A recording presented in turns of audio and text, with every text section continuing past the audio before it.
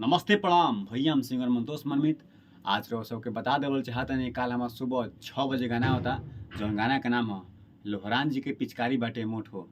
हम लोग सबके आशा ना पूरा विश्वास बा कि आप लोग जरूर ये गाना के पसंद करम जा और लाइक करम जा, कमेंट करम जा और शेयर लेकिन जरूर करम जा। रहो सबके टीजर सुनाते नहीं।